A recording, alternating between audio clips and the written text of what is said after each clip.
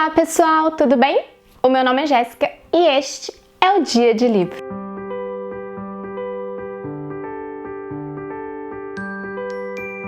Hoje eu vim aqui conversar com vocês sobre o quadro dos 10%, mas antes de qualquer coisa eu vou pedir para vocês se inscreverem aqui no canal, ativarem o sininho e deixarem aquele joinha porque ajuda muito, tá bom? Se você não conhece, o quadro dos 10% é um quadro onde eu leio 10% do livro ou um pouquinho a mais, mas é bem no início e tento adivinhar no final. O livro de hoje é 13 à Mesa, da Agatha Christie. Eu amo tentar adivinhar os finais de livros policiais, porque parece que eu sou uma detetive também. Mas a maioria das vezes eu erro, então, né, coitado se eu fosse uma detetive da vida real, né? Mas enfim, eu vou contar um pouquinho de como que, né, foi a história até a parte que eu li e depois eu tento conversar um pouquinho sobre o que eu pensei e qual eu acho que vai ser a resolução do crime. A gente vai ter o Hastings aqui, que é um companheiro, né, um amigo ali do Poirot, e eles saem uma noite para assistir uma peça. A peça é de uma atriz renomada chamada Carlotta Adams, e eles estão vendo a peça ali e eles veem algumas pessoas assim, não digo famosa, mas bem conhecidas ali no público. Uma dessas pessoas é a Jane, que também é uma atriz americana, também muito famosa. E ela está sendo interpretada no palco pela Carlotta e ela se diverte muito ali, ela gosta muito da interpretação da Carlotta. E acaba por aí, o Poirot e o Hastings acabam indo jantar e coincidentemente, nesse mesmo restaurante, né, que é no hotel, tem um grupo de amigos ali com a Jane e ela acaba vendo o Poirot e decide que precisa conversar com ele.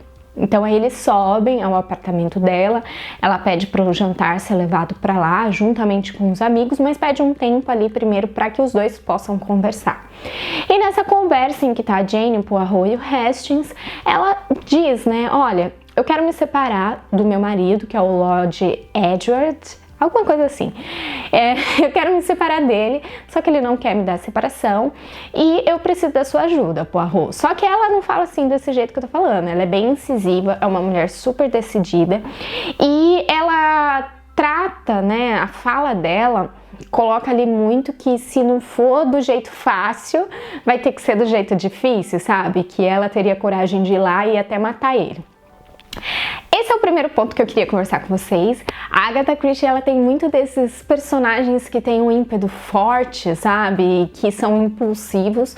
Mas normalmente nos livros dela, esses personagens que têm esse ímpeto impulsivo não são os criminosos. Geralmente os criminosos, eles são mais ardilosos e ficam ali escondidos. Então, esse é o primeiro ponto já para eu dizer que é por conta disso que eu não acho que foi a Jane, tá?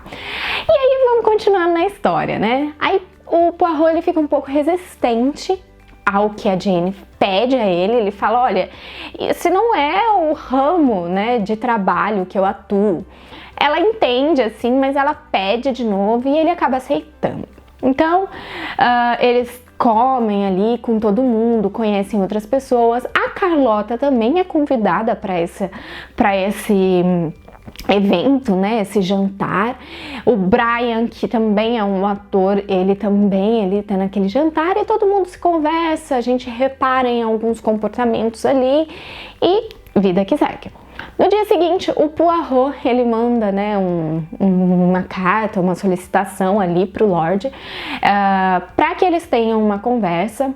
A princípio, eles se encontrariam no jantar, mas o Lorde pede para sua assistente ligar e avisar que ele não vai poder, né, comparecer, porque ele vai ter que fazer uma viagem de última hora a Paris, e que se o Poirot estivesse disponível, ele aceitaria um almoço, né, com ele para eles conversarem. Nesse meio tempo, a gente vê o Brian, que é aquele ator que eu falei que estava lá no jantar.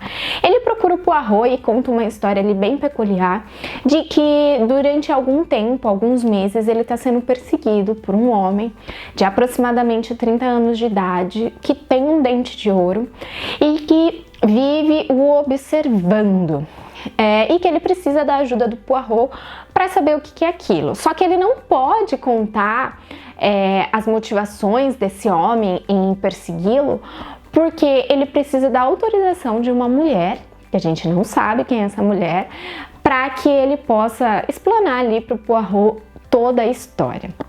O Poirot fica bem intrigado e ele fala, então vai lá, conversa com a mulher, vê o que vocês vão decidir e depois voltem aqui, né, pra eu tentar ajudá-los.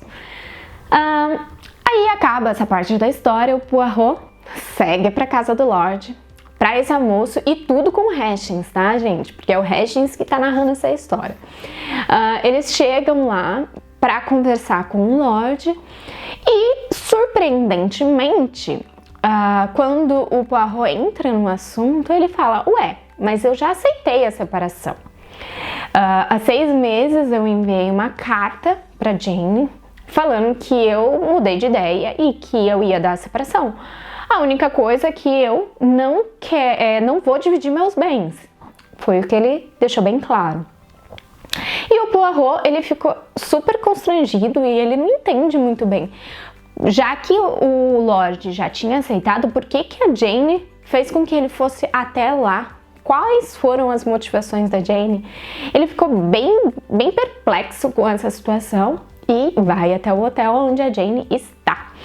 Ele chega lá no hotel e ele conta pra Jane, olha Jane, cheguei lá, não precisei fazer nada, o Lorde falou que já havia aceitado e que, vocês vão só fazer os trâmites mesmo de separação, que ele não vai dividir o dinheiro. E a Jane, ela fica extremamente feliz. Como atriz, né, o tempo todo o Hastings fala assim, como se não soubesse quais eram reações reais ou era mentira, porque ela fica extremamente feliz, emocionada, ela faz uma cara de surpresa e ela fala que ela nunca recebeu essa carta. E aí que, mais ou menos, eu parei de ler o livro e vou tentar descobrir qual é o final, tá bom? Alguns pormenores. A gente tem uma cena ali, quando o Poirot ele tá entrando na casa do Lorde, de um mordomo, que a autora aqui, né, a Agatha, ela coloca como um mordomo meio afeminado, né, que seria, na minha visão, gay. E a esposa, a Jane, ela fala o tempo todo que o Lorde, ele tem gostos peculiares, que ele é estranho e que a esposa dele fugiu exatamente por conta da estranheza dele, a primeira esposa, e que ela também não queria ficar com ele porque ele era muito estranho. Primeiro ponto. Segundo ponto, a gente tem algumas observações ali do Hastings falando sobre como a Carlota ela consegue interpretar personagens sem precisar de nenhum artifício, né? Nenhuma roupa, nem maquiagem, que ela consegue se transformar na pessoa, simplesmente com expressões faciais e tudo mais. Outro ponto também muito importante é quando o Hastings, ele fala um pouquinho ali sobre a moça que ajuda a Jane, né, que ajuda na organização do dia a dia e tudo mais, o quanto ela tem uma expressão carrancuda, às vezes. A mesma expressão carrancuda que a Carlota também tem ao estar ali naquele jantar junto com todo mundo, né, aquele primeiro jantar, e onde todo mundo estava se divertindo e que ela olhava pra Jane assim meio com ciúmes, né? E vamos pro assassinato, né? Quando ele ocorre. Então, na mesma noite em que o Poirot, né, saiu de lá, ele saiu ao meio-dia, e na mesma noite onde o Lorde ele viajaria para Paris, chega um táxi, né? O mordomo fala que é a Jane que chega nesse táxi e que ela, né, pede para abrir a porta. Ela chega na biblioteca, entra, fica algum tempo lá e vai embora. O mordomo, ele vê que ela foi embora, ele tranca as portas, ele abre a porta da biblioteca, tá tudo escuro, ele não vê ninguém, né, por conta da escuridão, ele acredita que o seu senhor foi dormir, fecha ali a porta e vai dormir. De manhã, uma das empregadas, quando abre ali a porta da biblioteca, se depara com o corpo do Lorde com uma faca aqui na nuca, morto. E aí a gente tem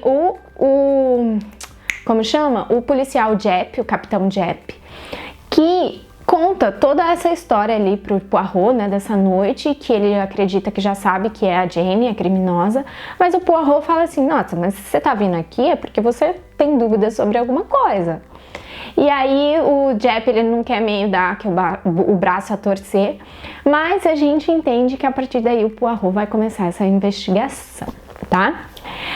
Então, existe um fato que é...